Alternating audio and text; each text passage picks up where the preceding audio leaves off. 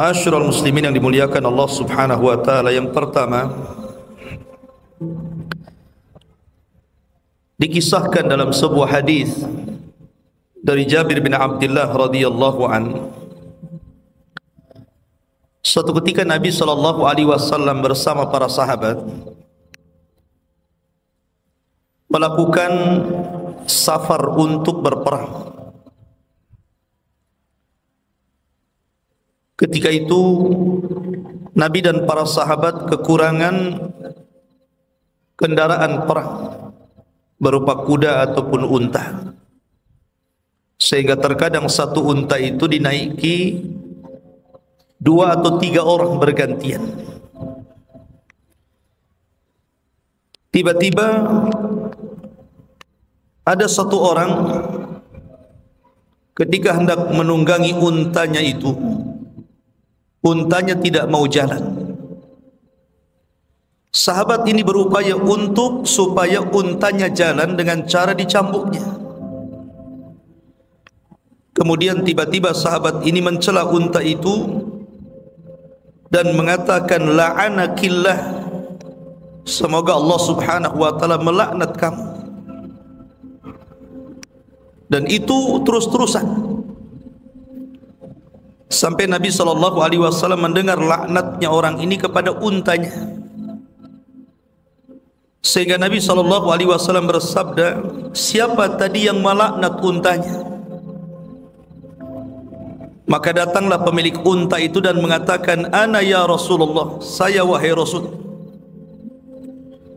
Maka Nabi sallallahu alaihi wasallam mengatakan, inzil fala tashabna bimal'un, turun kamu, jangan kau sertakan unta yang sudah dilaknat ini. Kemudian Nabi sallallahu alaihi wasallam bersabda, la tad'u ala anfusikum wa la tad'u ala auladikum wa la tad'u ala amwalikum. Janganlah kalian berdoa buruk kepada diri-diri kalian, jangan pula berdoa buruk kepada anak-anak kalian, dan jangan pula berdoa buruk kepada harta kalian. Karena seandainya doa itu bertepatan dengan aminnya para malaikat, maka pasti Allah akan mengabulkan doanya. Dari sini kemudian Allah Subhanahu wa taala turunkan sebuah ayat di mana Allah Subhanahu wa taala berfirman di dalam Al-Quranul Karim. Allah Subhanahu wa taala berfirman, "Lau yu'ajjilallahu lin-nasi syarra isti'jalahum bil khairi laqudiya ilaihim ajaluhum fanadharu 'alaihim la yarjuna liqa'ana fi tughyanihim ya'mahun." Allah Subhanahu wa taala berfirman, dan kalau sekiranya Allah Subhanahu wa taala menyegerakan kejahatan bagi manusia seperti permintaan mereka untuk menyegerakan kebaikan, pastilah di akhiri umur mereka, maka kami biarkan orang-orang yang tidak mengharapkan pertemuan dengan kami bergelimang dalam kesesatan mereka. Ma'asyiral muslimin yang dimuliakan Allah Subhanahu wa taala, dari sini ada pelajaran besar bahwa orang dilarang untuk berdoa keburukan kepada siapapun, baik kepada diri sendiri, kepada orang lain, pada anak-anak, ataupun kepada harta. Karena Allah Subhanahu wa taala terkadang mengabulkan setiap ucapan manusia ketika bertepatan dengan aminnya para malaikat. Oleh karena itulah maka di sini ada faedah, hendaklah menjaga lisan. Karena terkadang manusia ini karena marahnya kepada sesuatu terkadang melontarkan kalimat-kalimat yang isinya doa buruk. Seperti maaf orang tua, terkadang apabila ada kejengkelan dari anaknya yang nakal, terkadang mendoakan yang tidak-tidak kepada anaknya.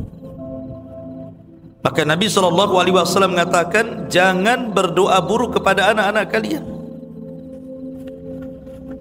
Dahulu ada seorang yang bernama Jurayz, seorang ahli ibadah. Ketika dia dipanggil ibundanya, dia sedang solat sunnah. Kata ibunya, ya Jurayz, ta'al, wahai Jurayz, kemari. Tapi Jurayz malah melanjutkan solat sunnahnya. Dalam hatinya Jurayz itu berfikir, kalau saya batalkan solat saya durhaka dengan Allah. Kalau saya tidak batalkan solat saya durhaka dengan Allah subhanahu, dengan orang tua. Maka Jurayz kemudian berfikir nih, dibatalkan solatnya durhaka dengan Allah, dilanjutkan solatnya durhaka dengan orang tua. Tapi karena Jurayz ini tidak punya ilmu, akhirnya kemudian Jurayz ini lebih mengutamakan solat sunnah dibandingkan panggilan ibunya. Akhirnya ibunya jengkel, kemudian berdoa kepada Allah subhanahu wa ta'ala saking marahnya dengan mengatakan, ya Allah, jangan kau wafatkan putraku kecuali kau uji dia dengan seorang wanita pelacur. Berlalulah zaman, rupanya doa ibunya ini menjadi sebuah kenyataan di mana Allah kabulkan keinginan ibunya. Jadi suatu ketika berkumpul para preman, orang-orang jahat yang tidak suka dengan Jurayz ini. Kemudian mereka membuat makar untuk mengganggu Jurayz, dan juga untuk supaya orang-orang tidak percaya lagi dengan Jurayz. Maka orang-orang jahat ini bersepakat untuk menyewa seorang pelacur. Setelah adanya kesepakatan dengan wanita itu, datanglah wanita itu menggoda Jurayz. Tapi Jurayz tidak bergeming dengan godaan itu sama sekali. Sampai akhirnya wanita ini berzinah dengan seorang penggembala kambing yang rumahnya dekat dengan tempat ibadahnya Jurayz. Sampai akhirnya hamil dan melahirkan. Ketika sudah punya anak, dia pun mengatakan bahwa bayi ini hasil dari zinah dia dengan Jurayz. Marahlah orang-orang, akhirnya menghancurkan ibadahnya, tempat ibadahnya Jurayz, dan memukuli Jurayz. Tapi Jurayz kemudian meminta waktu untuk berwudu dan solat 2 rakaat. Setelah solat, maka dia mengatakan, datangkan kepadaku bayi itu. Didatangkan bayinya. Kemudian setelah didatangkan, Jurayz pun kemudian menusuk perutnya dan mengatakan, man abuk, siapa bapakmu? Maka orang ini mengatakan, bayi ini mengatakan, abi ra'il ghanam, bapakku adalah penggembala kambing. Maka orang-orang kaget, ada bayi bisa bicara. Kemudian membela Jurayz. Dari situ mereka sadar, kemudian meminta maaf kepada Jurayz, akhirnya kembali membangunkan tempat ibadahnya. Dari kisah ini ma'asyiral muslimin, bahwa hati-hati kalau bicara. Makanya kalau seseorang marah kepada seseorang, lebih baik diam dibandingkan bicara. Karena terkadang pembicaraan itu merupakan doa yang bisa diaminkan para malaikat. Ini kisah yang pertama dari asbab nuzul surah Yunus. Kemudian kisah yang kedua, ma'asyiral muslimin yang dimuliakan Allah subhanahu wa ta'ala. Ketika orang-orang Quraisy itu, mereka semakin menentang kepada dakwah Nabi SAW, maka Nabi SAW jengkel kepada mereka. Kemudian Nabi SAW mendoakan agar Allah subhanahu wa ta'ala tidak menurunkan hujannya, supaya mereka sadar bahwa mereka itu berada dalam kesesatan. Setelah Nabi SAW berdoa agar Allah menahan hujannya, Allah kabulkan permintaan Nabi SAW. Akhirnya orang-orang pun merasakan bagaimana Allah tidak turunkan hujan dengan kekeringan yang luar biasa. Tetapi ketika Allah berikan ujian seperti itu, tetap saja mereka tidak beriman kepada Allah dan Rasulnya. Sampai pada waktunya akhirnya Allah subhanahu wa ta'ala betul-betul menurunkan hujan. Bukannya mereka bersyukur karena turunnya hujan, malah mereka kemudian menyandarkan hujan ini kepada bintang. Seolah-olah yang menurunkan hujan itu bukan Allah tetapi bintang. Dari sinilah ikhwatu fiddin, muliakan Allah subhanahu wa ta'ala, ada sebuah hadis di mana Nabi SAW bersabda, asbaha min ibadi mu'minun bi wa kafirun, fa amma man qala mutirna bi fadlillahi wa rahmatihi fadzalika mu'minun bi wa kafirun bil kawakib, wa amma man qala mutirna bi nau'i kadza wa kadza fadzalika kafirun bi mu'minun bil kawakib. Kata Nabi SAW, beliau bersabda, terkadang seseorang hamba dari hamba-hamba Allah di pagi hari dia beriman kepadaku, tapi terkadang dia kafir. Adapun orang yang berkata kami dihujani dengan nikmat dan karunia Allah, maka Allah berfirman, dia telah beriman kepadaku dan telah kafir dengan bintang-bintang itu. Tetapi siapa yang mengatakan kami dihujani dengan bintang ini dan itu, maka sesungguhnya dia telah kafir denganku dan beriman kepada bintang-bintang itu. Ketika itulah turun surah Al-Waqi'ah. Allah subhanahu wa ta'ala berfirman, fala uqsimu bima waqi'in nujum wa innahu laqasamun law ta'lamuna azim innahu laqur'anun karim fi kitabim maknun la yamassuhu illa al-mutahharun tanzilun min rabbil alamin afa bihadzal hadithi antum mudhinun wa taj'aluna rizqakum annakum tukadzibun. Turun ayat ini. Allah subhanahu wa ta'ala berfirman, maka aku bersumpah dengan tempat-tempat peredaran bintang. Sesungguhnya sumpah itu adalah sumpah yang sangat besar kalau kamu mengetahuinya.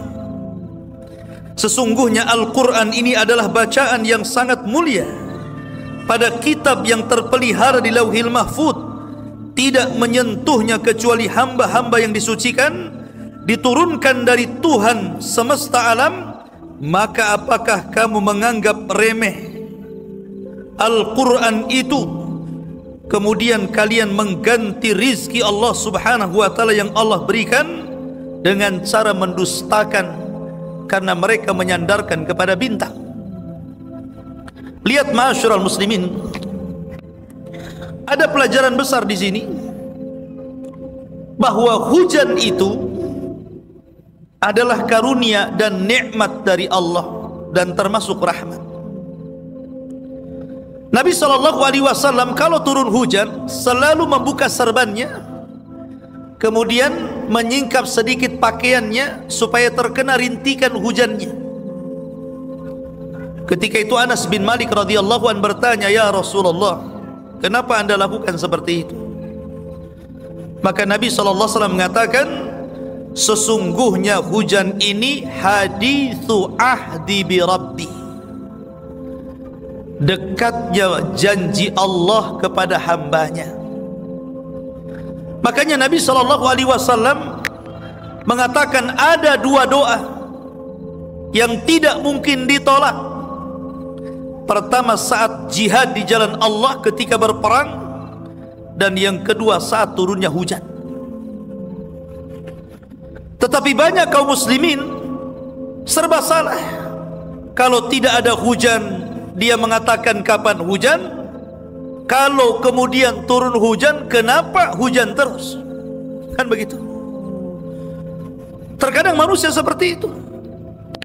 Bahkan ada orang-orang yang aneh. Jadi ketika mereka tidak turun hujan, mereka berusaha berdoa supaya hujan turun. Bahkan sebagian mereka melakukan salat istisqa. Tapi ketika betul-betul hujan sudah turun, kemudian mereka membuat acara. Terkadang mereka aneh, cari pawang hujan. Antum tahu pawang hujan? Ya. Pawang hujan itu orang yang katanya bisa mencegah turunnya hujan dengan cara naruh lidi, kemudian ditaruh bawang sama cabai merah. Katanya. Ya. Masa malaikat disuruh dengan lidi sama cabai? Orang-orang Yahudi dulu bertanya kepada Nabi SAW soal petir. Ya Rasulullah, wa marra'du? Rasul, petir itu apa? Maka Nabi SAW mengatakan petir itu berasal dari malaikat yang Allah wakilkan untuk memindahkan satu awan ke beberapa tempat sesuai dengan kehendak Allah. Dan malaikat ini dibekali dengan cambuk dari api. Dengan cambuk itulah dia menyeret awan ke sana kemari sesuai dengan kehendak Allah Subhanahu wa taala.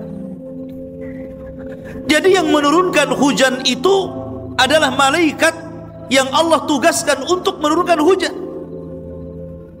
Dan untuk memindahkan hujan di satu tempat dan tempat yang lain, malaikat harus menggunakan cambuk dari api loh. Pindah sana, pindah sini sesuai dengan kehendak Allah. Di sana hujani, di sini tidak. Di sana hujani, di sini tidak, begitu. Tiba-tiba datang pawang hujan, naruh lidi, taruh bawang dan cabai merah. Masuk di akal enggak tuh? Ini malaikat pakai cambuk dari api, ini pawang hujan pakai lidi. Macam mana dia bisa memindahkan hujan kan gitu? Aneh tapi nyata di negeri kita ini. Sampai-sampai dulu di sebuah kampung itu ada orang gila. Katanya pawang hujan, padahal orang gila. Kadang-kadang nggak pakai baju, namanya orang gila. Ya. Itu kalau ada hajatan tuh dicari tuh orang gila tuh. Kasih makan banyak-banyak, maaf, kemudian suruh kencing ada pelangit supaya tidak turun hujan. Bayangkan.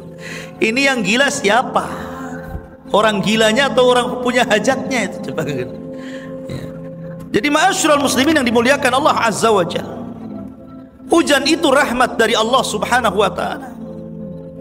Makanya kenapa ada 4 sunnah ketika turun hujan. Yang pertama, ketika turun hujan kita disunnahkan berdoa, Allahumma sayyiban nafi'an.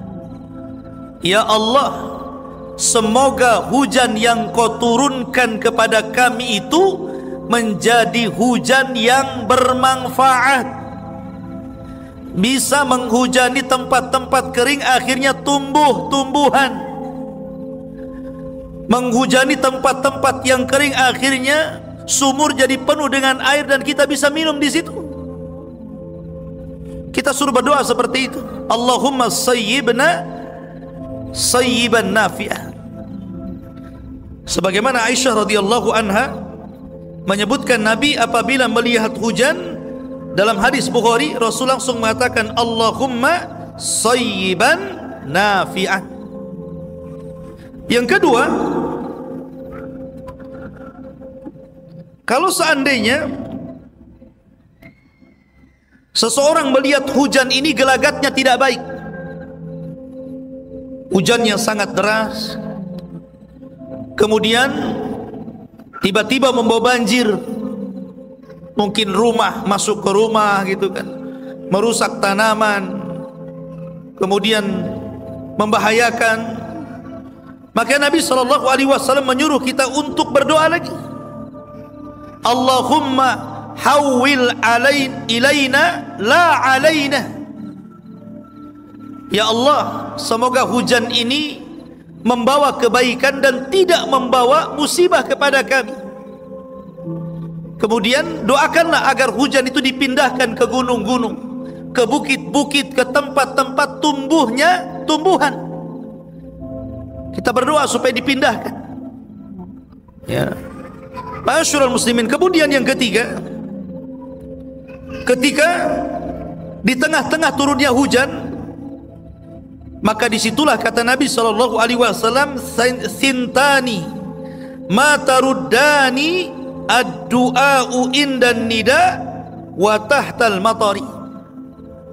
Ada dua perkara kalau seseorang berdoa tidak mungkin ditolak. Satu, doa setelah azan. Yang kedua, doa ketika hujan. Ketika hujan itu berdoa, itu rahmat Allah. Malaikat sedang turun, rahmat Allah sedang turun, berdoa di situ. Kemudian yang keempat, apabila seseorang kemudian melihat hujan, maka sandarkan hujan ini kepada Allah. Ini yang paling penting. Jangan disandarkan kepada bintang tertentu.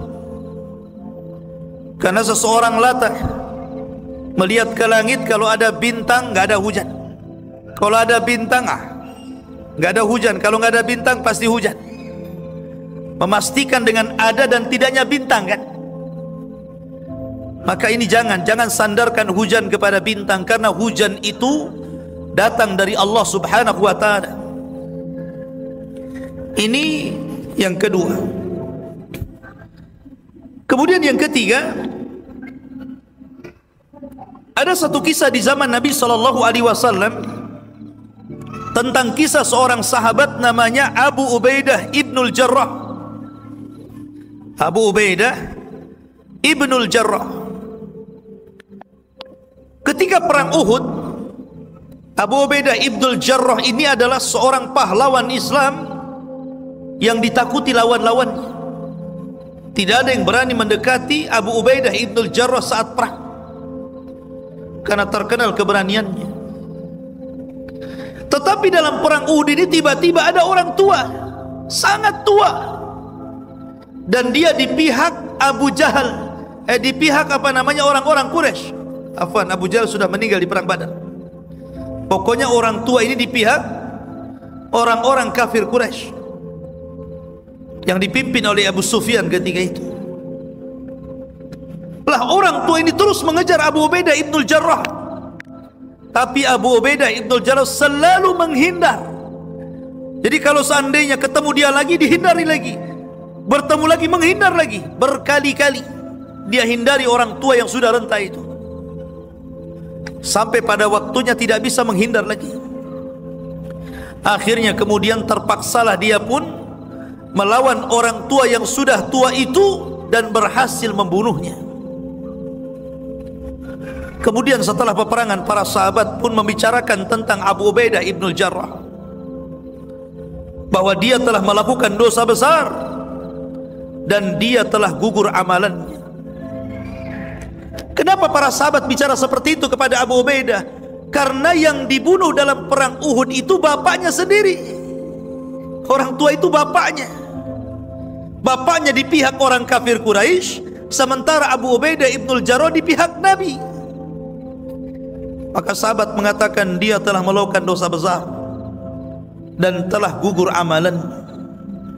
Maka menangislah dan bersedihlah Abu Ubaidah ibnul Jarrah ini. Dia datang kepada Nabi SAW. Kemudian dia mengatakan, "Ya Rasulullah, sesungguhnya aku tidak membunuh bapakku. Sesungguhnya aku membunuh kekafiran yang ada pada badan bapakku," katanya. Kemudian Nabi SAW terdiam. Kemudian kisah yang sangat mirip juga, tetapi tidak sampai seperti kasus Abu Ubaidah, adalah kisah Sa'ad bin Abi Waqqas. Sa'ad bin Abi Waqqas, satu di antara 10 sahabat yang dijanjikan masuk surga, sama dengan Abu Ubaidah ibnul Jarrah. Satu di antara 10 sahabat yang dijanjikan masuk surga juga.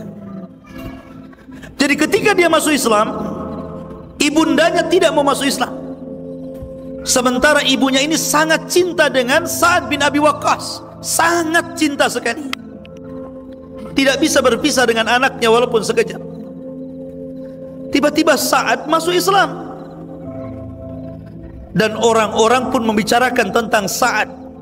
Maklum namanya perempuan sudah tua, kalau dibicarakan orang ramai, tentu dia sakit hati,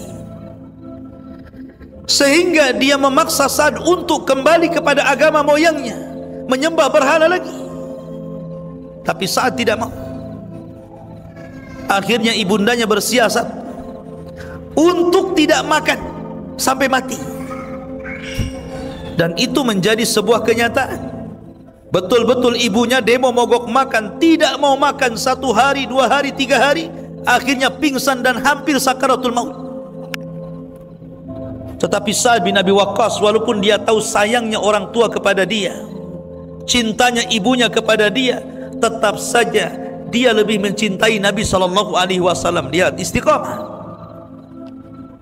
Sampai akhirnya dia bisikkan di telinga ibunya, "Ya ummah, wahai ibuku, sesungguhnya saya tidak mungkin meninggalkan agama Muhammad. Kalau engkau paksa diriku untuk meninggalkan agama Muhammad, aku tidak akan meninggalkannya. Dan kalau engkau terus seperti itu, tidak mau makan sampai mati, silahkan. Mau makan silahkan, tidak juga silahkan." Akhirnya digituin. Melihat anaknya yang kuat, istiqamah, tidak mau meninggalkan agama Rasul, kayaknya sudah tidak ada lagi cara untuk mengembalikan anaknya sebagai orang yang menyembah Lata, Uzza, Manat dan Khubal. Dari situlah akhirnya terpaksa ibunya makan lagi, karena 3 hari tak makan, lapar lah kan itu. Makan lagi akhirnya. Dari sini turun ayat surah Luqman, "Wa in jahadaka ala an tusyrika bi ma laysa laka bihi ilmun fala tuti'huma wa sahibhuma fid dunya ma'rufa." Wa in jahadaka, kalau seandainya orang tuamu memaksa kamu untuk menyekutukan aku, kata Allah, jangan taati keduanya. Walaupun demikian, tetap seorang anak itu berbuat baik kepada kedua orang tuanya tanpa melihat agama, apakah dia mukmin atau kafir. Dalam Islam, birrul walidain tidak terhalang dengan mukmin dan kafir, selama dia tidak memerangi Islam seperti ayahnya Abu Ubaidah ibnul Jarrah. Dari sini ada pelajaran bahwa seseorang tetap harus mendahulukan kecintaan kepada Allah dan Rasulnya dibandingkan kecintaan kepada orang tuanya. Walaupun demikian, tetap berbuat baik kepada orang tua sebuah kewajiban. Ma'asyiral muslimin yang dimuliakan Allah Subhanahu wa taala. Kemudian kisah yang lain. Di zaman Nabi SAW ada seorang sahabat namanya Auf ibn Malik. Auf ibn Malik Al-Ashja'i radhiyallahu anhu. Dia diberikan musibah oleh Allah Subhanahu wa taala. Anak satu-satunya ditawan oleh orang kafir saat peperangan. Akhirnya dia pun terus memikirkan anaknya sehingga malas bekerja. Kemudian dia pun jatuh miskin, dan ibunya terus memikirkan putranya sehingga jatuh sakit dan terbaring dan tidak bisa bangun. Musibah di atas musibahnya.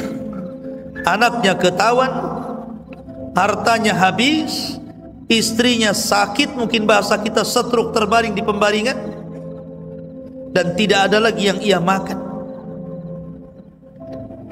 Kemudian dia datang kepada Nabi SAW mengadukan perkaranya. "Rasul, kamu sudah tahu anakku ditawan musuh, istriku sakit terbaring dan tidak bisa bangun, dan aku menjadi miskin dan tidak punya kekayaan lagi. Bahkan aku pusing untuk makan esok hari pun aku tidak paham apa yang saya akan makan. Kira-kira apa yang harus saya lakukan?" Maka Nabi SAW mengatakan, "Ittaqillaha wasbir." Bertakwalah kepada Allah Subhanahu wa taala dan bersabarlah. Ya Auf, aksir anta wa zawjuka min qawli la hawla wa la quwwata illa billah. Wahai Auf, katakan olehmu dan sampaikan kepada istrimu, perbanyak ucapan la haula wa la quwwata illa billah, bahwa tidak ada daya dan upaya kecuali hanya milik Allah subhanahu wa ta'ala. Akhirnya kemudian Auf ibn Malik pulang, menyampaikan nasihat ini kepada istrinya. Kemudian mengatakan, wahai istriku, musibah ini datang dari Allah subhanahu wa ta'ala dan kita harus meyakininya. Nabi memberikan 3 solusi. Pertama, kita harus bersabar. Yang pertama, kita harus bertakwa. Yang kedua, kita harus bersabar. Dan yang kedua, kita harus bersabar. Dan yang ketiga, mari kita sama-sama memperbanyak ucapan la haula wa la quwwata illa billah. Akhirnya kemudian suami istri terus setiap hari mengamalkan apa yang diarahkan Nabi SAW. Mereka semakin giat ibadahnya, semakin sabar menerima takdir yang Allah takdirkan kepadanya, dan dia terus membaca la haula wa la quwwata illa billahi. Sampai pada waktunya, tiba-tiba anaknya, setelah lama waktunya, tiba-tiba anaknya datang, terbebas dari tawanan, bisa melarikan diri. Kemudian pulang membawa kambing-kambing musuh-musuhnya. Kemudian dia mengetuk pintu, dan ketika lihat anaknya, maka Auf bin Malik sangat senang. Barulah dia tersadar apa yang disabdakan Nabi SAW tadi. Dari sini ma'asyiral muslimin, turunlah ayat Al-Quran, turun ayat Al-Quran di dalam turun satu surat di dalam Al-Quranul Karim. Wa man yattaqillaha yaj'al lahu makhraja wa yarzuqhu min haitsu la yahtasib wa man yatawakkal 'ala Allah fahuwa hasbuh innallaha balighu amri qad ja'alallahu likulli syai'in qadra. Turun ayat ini. Barang siapa yang bertakwa kepada Allah, niscaya dia akan membukakan jalan keluar baginya, dan dia memberikan rizki dari arah yang tidak disangka-sangka. Dan barang siapa yang bertakwa kepada Allah, niscaya Allah mencukupkan dia. Sesungguhnya Allah melaksanakan urusannya. Sesungguhnya Allah telah mengadakan ketentuan bagi setiap sesuatu sesuai dengan kehendaknya. Turun ayat ini. Dari sini ada pelajaran ma'asyiral muslimin dari asbab nuzul ini, bahwa kunci dari setiap permasalahan adalah takwa dan sabar. Itulah kunci dari setiap permasalahan. Kalau kita ditimpa sebuah musibah, masalah, maka Nabi SAW mengarahkan 2 perkara: perbanyak takwa dan pertebal kesabaran kepada Allah Subhanahu wa ta'ala. Karena semua ujian dari Allah kan. Ujian itu semua datang dari Allah. Allah yang kasih ujian, Allah yang angkat ujian. Maka semakin kita bertakwa, meningkatkan ibadah, dan semakin berserah diri dan tawakal dan sabar, maka yakinlah Allah Subhanahu wa ta'ala akan membukakan setiap jalan keluar dari setiap kesulitan kita. Ini diantara asbab nuzul yang lainnya. Kemudian kisah yang lainnya, kisah tentang ketika di zaman Nabi SAW,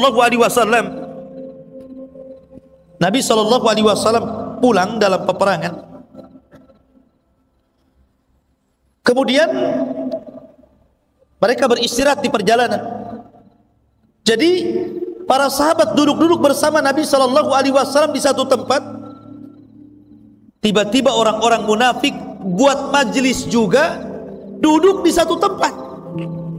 Lihat ikhwan, bagaimana Allah Subhanahu wa ta'ala memisahkan antara orang-orang yang beriman dengan orang-orang munafik. Ini tidak akan ketemu nih. Makanya Nabi SAW bersabda, al-arwahu junudun mujannadah, ruh itu akan bersatu bersama seragamnya. Kalau dia orang yang beriman, pasti berkawan dengan orang yang beriman. Kalau dia orang munafik, pasti berkawan dengan orang munafik. Kalau antum sudah ngaji, pasti antum akan berkawan dengan ikhwan-ikhwan yang sudah ngaji. Coba orang yang enggak pernah ngaji duduk di majelis ilmu, kemudian dia suka dengan motor, pasti kawannya geng motor. Memang begitu. Orang jahat berkawan dengan orang jahat, orang baik berkawan dengan orang baik. Lah orang-orang munafik ini, tiba-tiba mereka mengatakan sambil melirik mata mereka kepada sahabat yang sedang duduk-duduk bersama Nabi sallallahu alaihi wasallam dan mengatakan, "Ma ra'aina misla qurra'ina haula'i arghabu butunan wala akdhabu alsinan wala ajbanu indal liqah." Ya, apa kata orang munafik? Ini disyaratkan kepada Rasul dan para sahabat.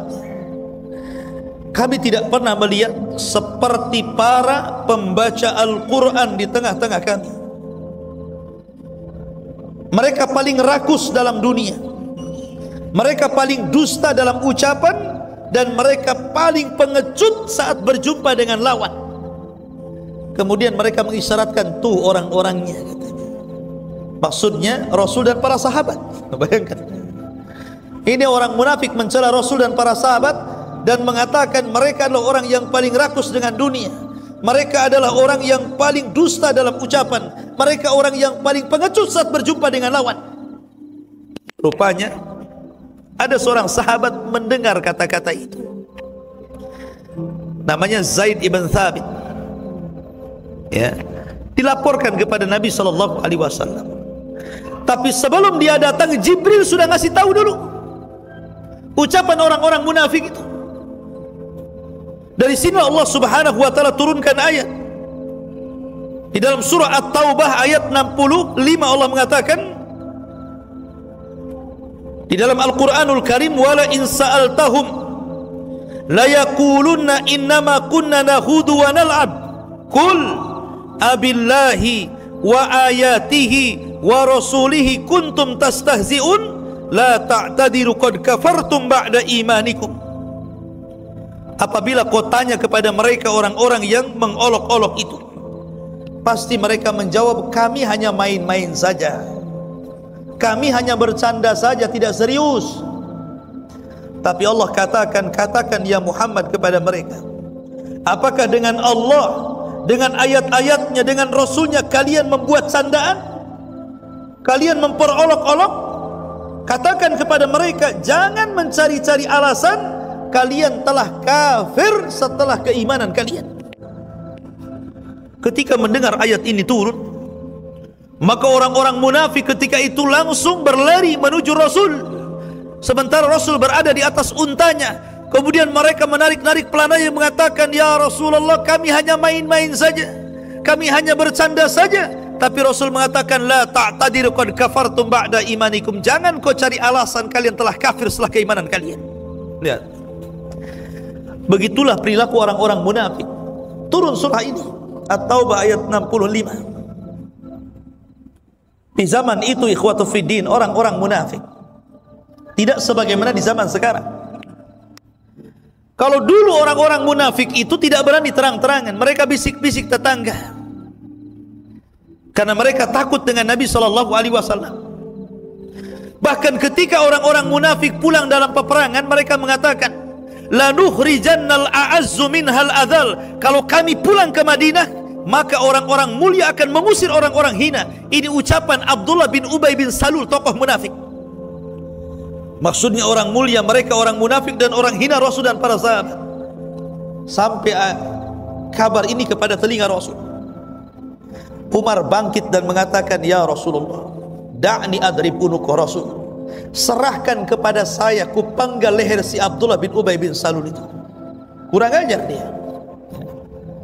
Maka Nabi SAW, banyak para sahabat datang kepadanya, menawarkan untuk memenggal kepalanya, sampai tersebar bahwa Rasul seolah-olah memerintahkan sahabatnya untuk membunuh tokoh munafik itu. Datang anaknya Abdullah bin Abdullah bin Ubay bin Salul. Anaknya ini orang baik, dia masuk Islam dan dia sangat baik keislamannya dan memperjuangkan dakwah Nabi SAW, tapi bapaknya tokoh munafik. Rupanya buah mangga itu tidak semestinya jatuh dekat dengan pohonnya, terkadang jauh juga. Itulah maksudnya. Tidak mesti bapaknya munafik, anaknya munafik, walaupun kebanyakan seperti itu.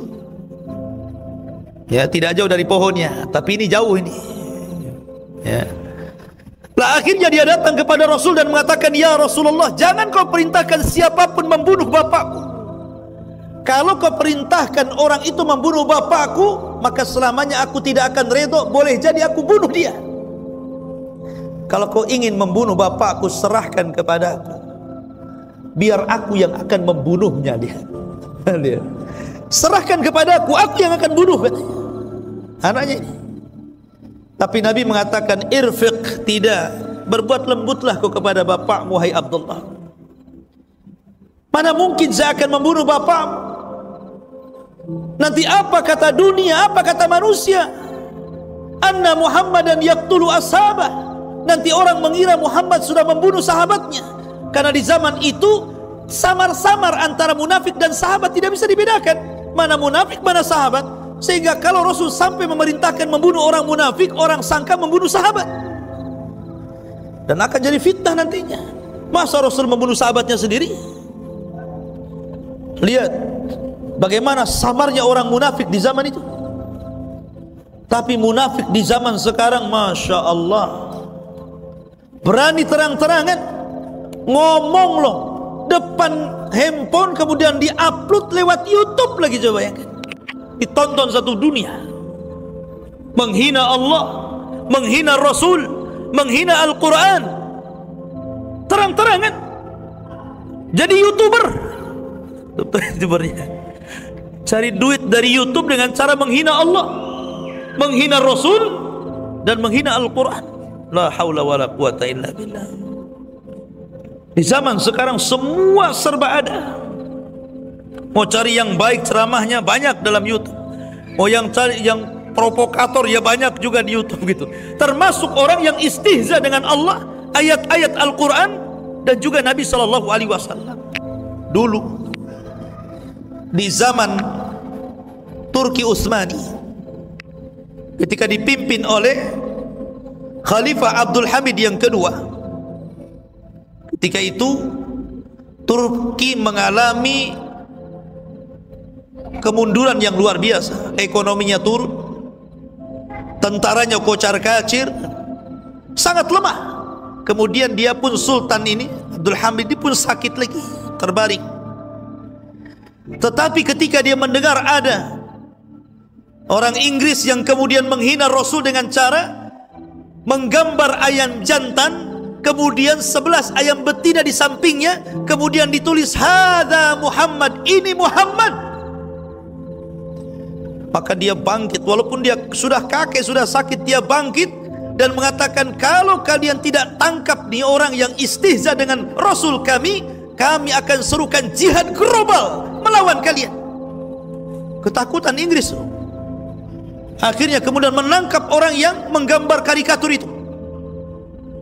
Rupanya kejadian ini bukan hanya di zaman itu saja.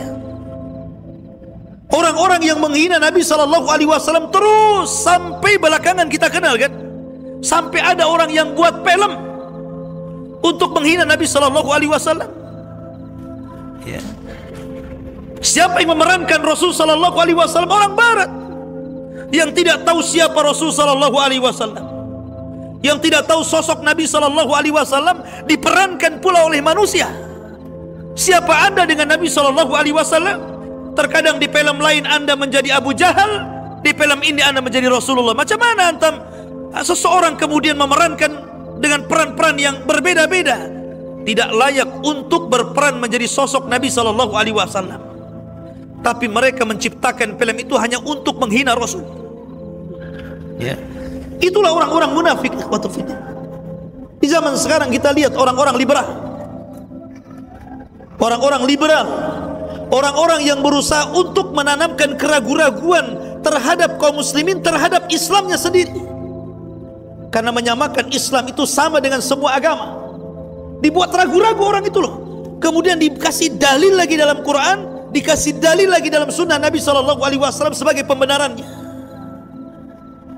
Dan ini ajaran munafik. Ajaran orang-orang munafik berusaha menjauhkan kita dari agama kita. Ma'asyiral muslimin, karena target mereka, walaupun kita tidak murtad, minimalnya jauh dari agama. Itu target mereka. Ini diantara kisah yang selanjutnya. Ma'asyiral muslimin yang dimuliakan Allah Subhanahu wa taala. Kemudian kisah yang lain. Dikisahkan bahwa kita tahu bahwa Nabi SAW itu hidup di Madinah, dan di Madinah itu sudah ada orang-orang Yahudi kan. Ada Yahudi Bani Qunaiqa, ada Yahudi Bani Nadir, ada Yahudi Bani Quraidah. Dan orang Yahudi terkenal suka khianat dari dulu, orang Yahudi itu. Jadi orang-orang Yahudi ini kalau mereka berkumpul 2-3 orang selalu berbisik-bisik ngomongnya, dan matanya selalu diarahkan kepada kaum muslimin. Sehingga para sahabat Rasul curiga tuh kalau ada orang Yahudi numpuk di situ ngobrol diam-diam gak denger.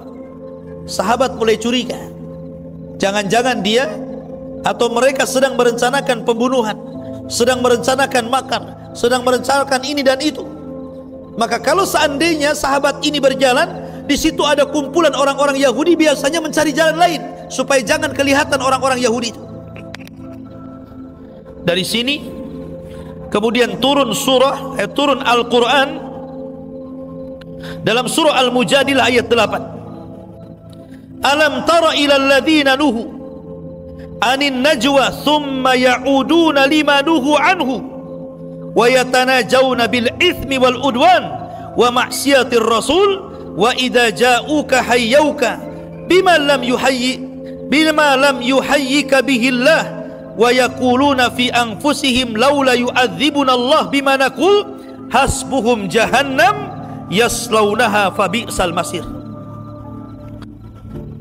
Allah Subhanahu wa taala berfirman, apakah kamu tidak memperhatikan orang-orang yang telah dilarang mengadakan pembicaraan rahasia? Maksudnya orang-orang Yahudi yang berbicara bisik-bisik itu.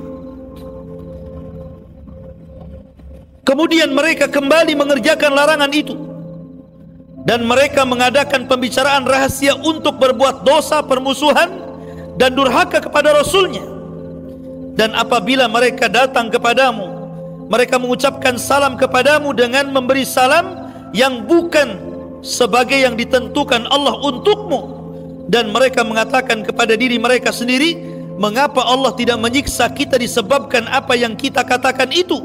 Maka Allah berfirman, cukuplah bagi mereka Jahannam yang akan mereka masuki, dan neraka itu adalah seburuk-buruk tempat kembali bagi mereka. Orang-orang Yahudi itu ikhwatu fiddin di zaman itu terkadang apabila mereka mengucapkan salam kepada Rasulullah atau kepada para sahabat, terkadang mereka mengucapkan kalimat Assalamualaikum. Yang benar apa? Assalamualaikum. Tapi mereka mengatakan Assalamualaikum. Apa arti sam? Sam itu racun artinya. Assalamualaikum, mudah-mudahan kau terkena racun, mudah-mudahan kau mati, itu maksudnya. Kan samar itu ya. Beda-beda tipis, beti saja itu. Assalamualaikum dengan Assalamualaikum kan. Ya. Beda tipis tuh. Tetapi orang Arab paham kalau antum digitukan Assalamualaikum karena tidak tahu bahasa Arab, Waalaikumsalam katanya. Ya kan? Padahal antum didoakan kematian. Ya kan? Karena kita tidak bisa bahasa Arab, tidak paham. Assalamualaikum, Waalaikumsalam katanya. Lah, oh kita didoakan kematian, antum pula jawab dengan keselamatan. Enak di dia, tak enak di kita lah kan begitu ya. Makanya Nabi SAW mengatakan, wa alaika, kau saja yang mati, kata Rasul. Ya. Rasul mengatakan wa alaika. Ya.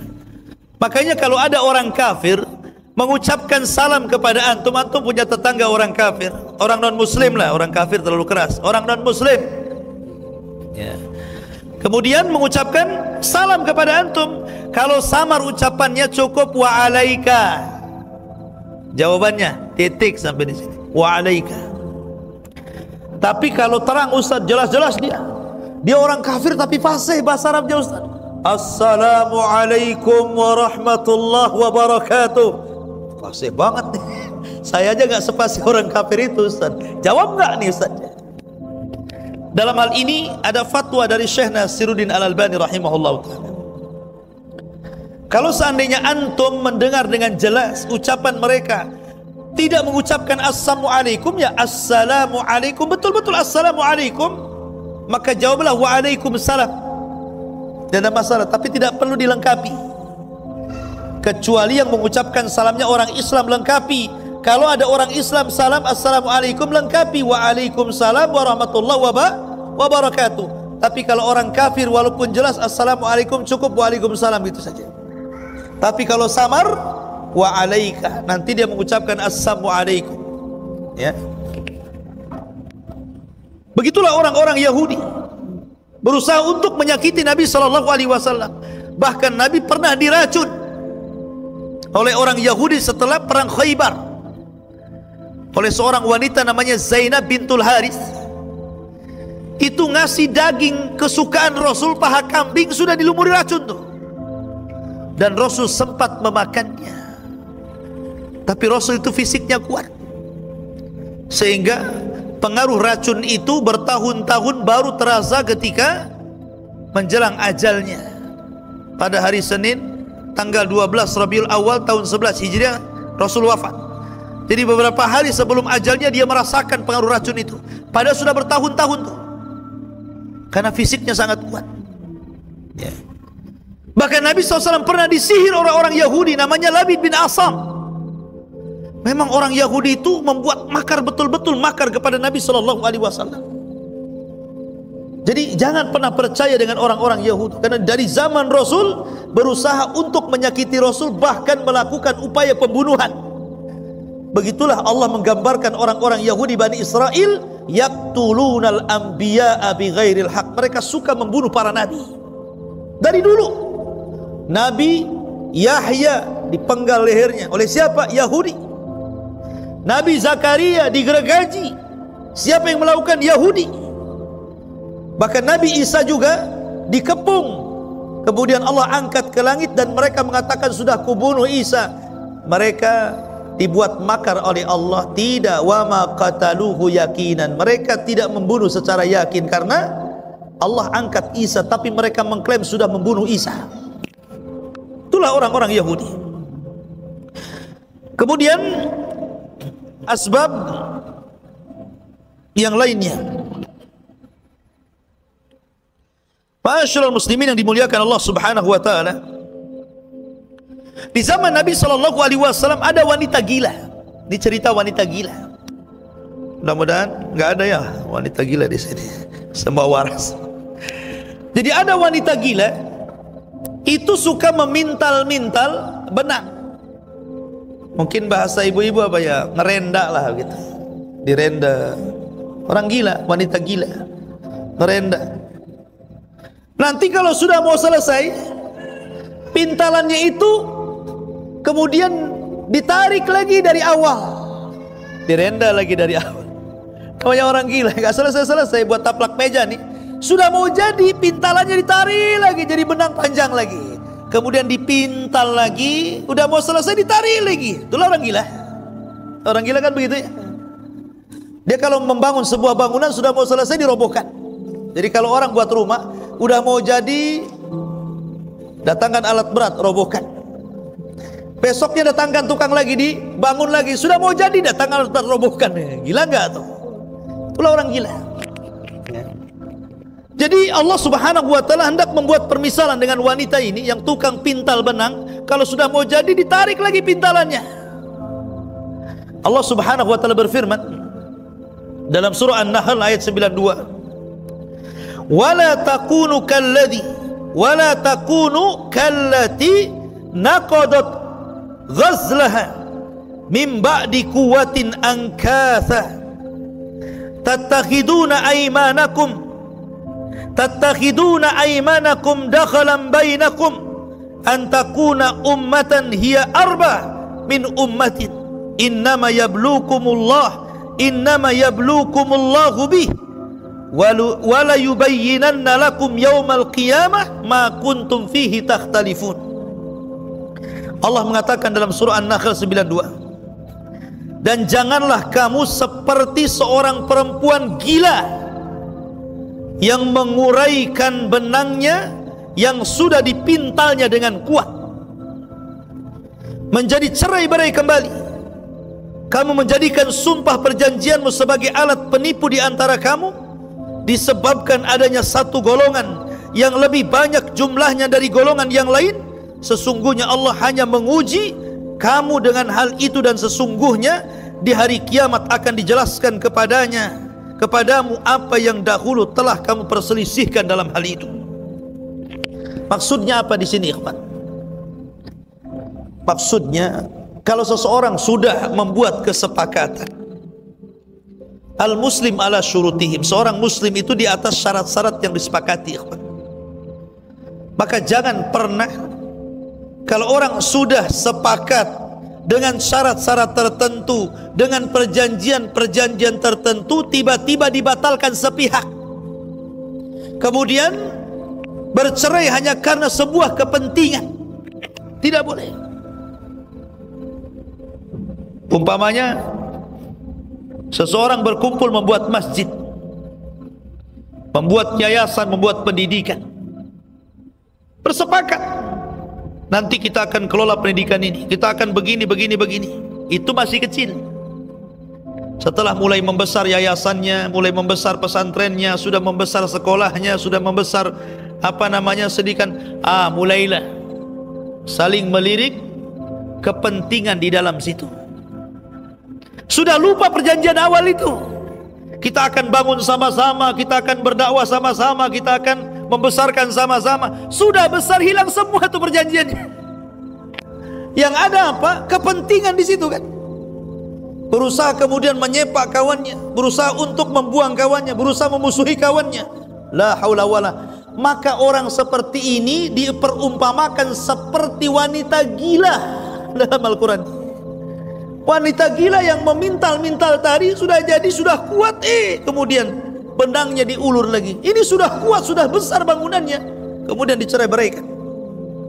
Begitu Allah Subhanahu wa taala perumpamakan dalam Al-Qur'anul Karim. Maka jangan seperti wanita gila, ya. Ma'asyiral muslimin yang dimuliakan Allah Subhanahu wa taala. Kemudian juga di zaman Nabi sallallahu alaihi wasallam ada seorang sahabat namanya Abu Sufyan. Sebelum dia masuk Islam, Abu Sufyan ini kan belakangan masuk Islam, ya. Setelah Fathu Mekah, ketika pembebasan kota Mekah, dia baru masuk Islam. Tapi Abu Sufyan ini di masa jahiliyah orang kaya, dan setiap sepekan sekali Abu Sufyan ini selalu menyembelih seekor unta. Bayangkan, di zaman sekarang nggak ada orang kaya 1 minggu sekali nyembelih kambing kan? Ada orang kaya zaman sekarang 1 minggu sekali nyembelih kambing kan? Nggak ada, ya. Paling nunggu Idul Adha. Padahal triliunan uangnya, tapi korbannya 1 ekor kambing. Nggak sama dengan uangnya itu, bukan itu. Ya. Abu Sufyan ini kaya, suka nyembelih unta, lagi disembelih setiap Jumat disembelih.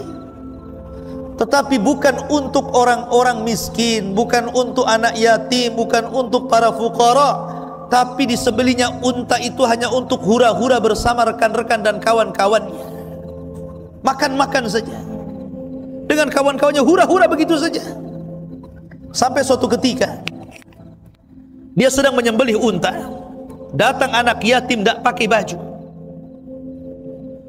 hendak meminta beberapa potong dari daging yang disembelih Abu Sufyan itu. Ketika melihat anak yatim itu, dia tidak suka. Akhirnya mengambil tongkat, kemudian mendorong anak yatim itu sampai terjungkal. Ketakutan anak yatim ini menangis, kemudian kabur. Dari situ ma'asyiral muslimin turun Al-Quran, turun ayat, ara'aita alladhi yukadzibu bid-din fadzalika alladhi yadu'ul yatim.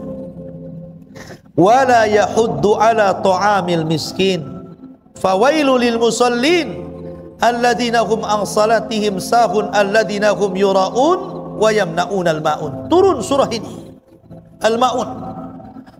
Ara'aita alladzi yukadzibu biddin, tidakkah kau lihat para pendusta agama itu? Allah urut nomor 1, dialah orang-orang yang menghardik anak-anak yatim. Orang yang menghardik anak yatim. Harusnya anak yatim bukan dihardik. Anak yatim itu dipanggil, diusap kepalanya. Kata Rasul, siapa yang mengusap kepala anak yatim, setiap satu helai rambutnya satu kebaikan.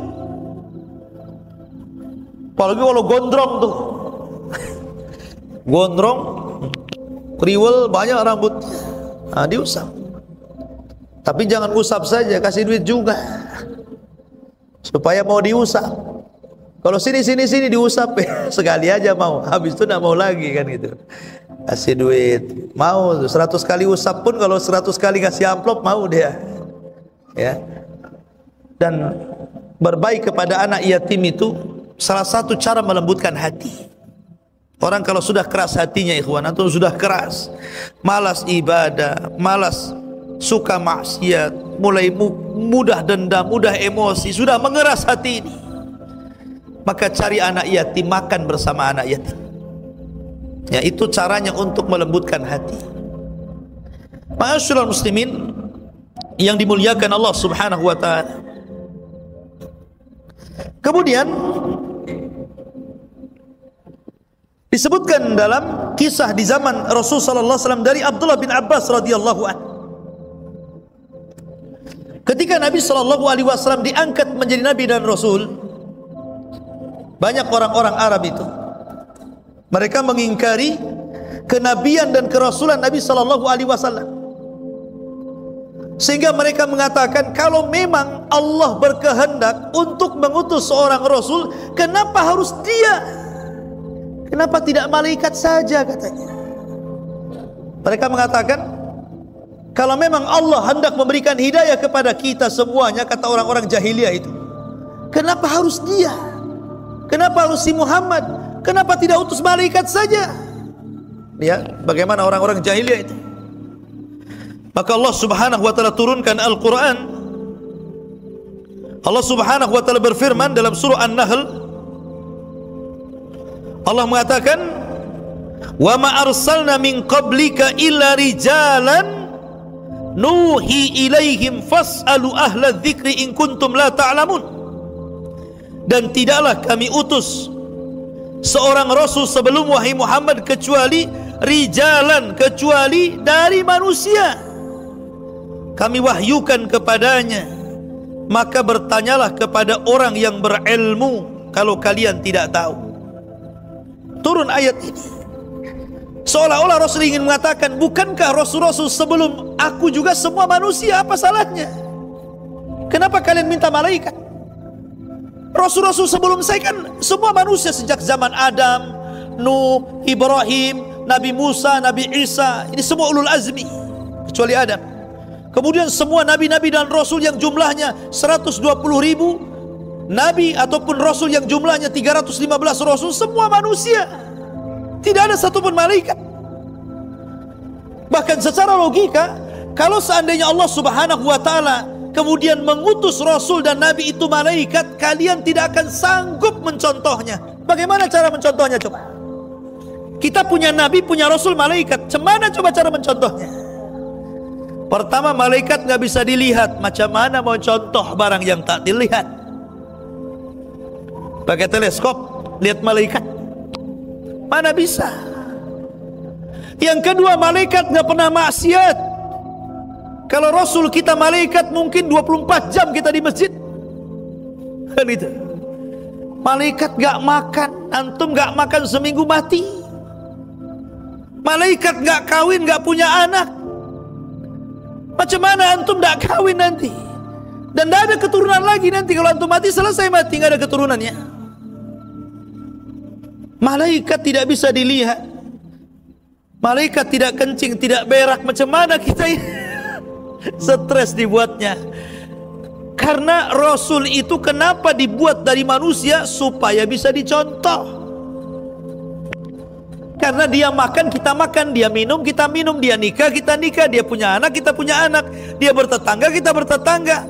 Jadi kita bisa melihat kehidupannya dan kita bisa contoh. Dari sini ma'asyiral muslimin, aneh ucapan orang-orang jahiliyah ini, mau minta malaikat pula sebagai Rasul yang diutus kepada mereka. Mustahil kita bisa mencontoh malaikat. Bagaimana caranya? Tetapi rahmat Allah, Allah utus seorang Nabi dan Rasul dari kalangan manusia supaya kita bisa mencontohnya. Kita bisa melihat bagaimana cara jalannya, cara duduknya, cara makannya, dan begitu seterusnya. Ya. Ma'asyiral muslimin, dan yang terakhir, karena sudah malam,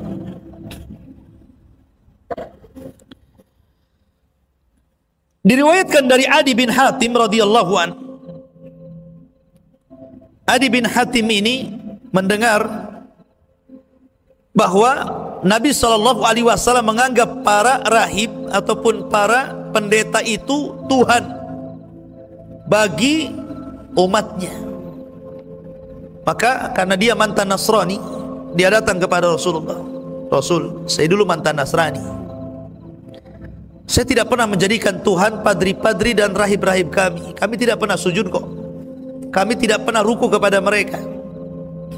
Kemudian turunlah ayat surah At-Taubah, ittakhadhu ahbarahum wa ruhbanahum arbaba min dunillah.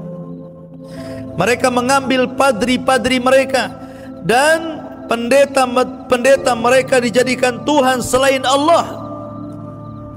Kemudian Rasul mengatakan, bukankah ketika pendetamu menghalalkan sesuatu kau halalkan walaupun Allah haramkan? Bukankah apabila pendetamu mengharamkan kau juga ikut haramkan pada Allah menghalalkan? Kata Adi bin Hatim, ya memang begitu.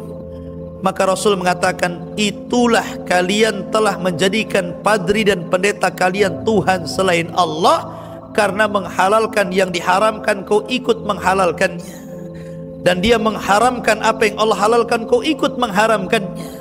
Berarti kamu menjadikan mereka Tuhan selain Allah. Karena memang perkara halal dan haram itu mutlak milik Allah. Jangan menghalalkan yang Allah haramkan. Makanya Rasul tegur ketika Nabi mengharamkan sesuatu yang halal bagi dirinya.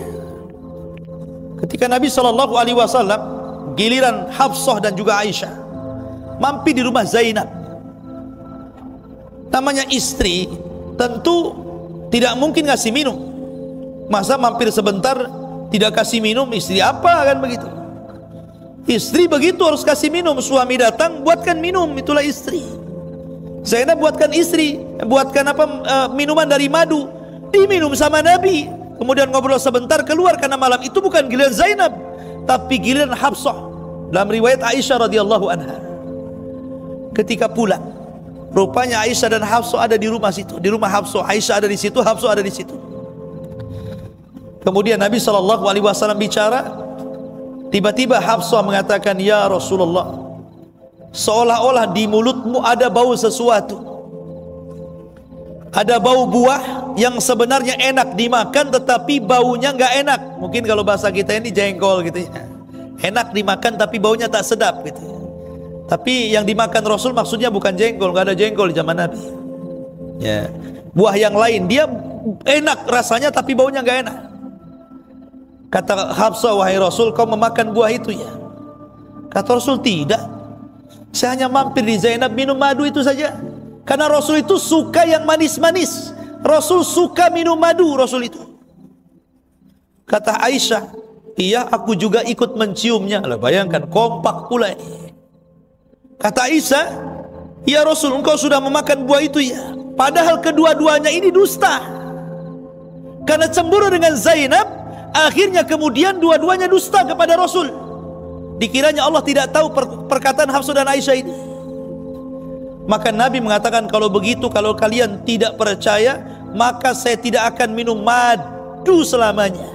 Gara-gara dia minum madu, disiasati kedua istrinya, akhirnya dia bersumpah untuk tidak minum madu selamanya. Bayangkan, madu kan halal, kenapa Rasul mengharamkan kepada dirinya? Hanya gara-gara mencari keridhaan dua istrinya. Dari situlah turun ayat, turun ayat, ya, la tuharrimu ma ahallallahu lak tabtagi mardata azwajik. Jangan kau haramkan yang Allah halalkan karena mencari keridhaan istri-istrimu, wahai Muhammad. Kemudian Rasul pun menarik lagi sumpahnya untuk tidak minum madu. Kemudian turun ayat dan menjelaskan tentang siasat istrinya ini. Kata Rasul, tobatlah kalian berdua. Suruh tobat, ya kan? Tuh kadang-kadang istri ini kalau cemburu buat siasat, ya, dia selalu buat siasat. Dia lebih cerdas kalau soal tipu menipu, ya.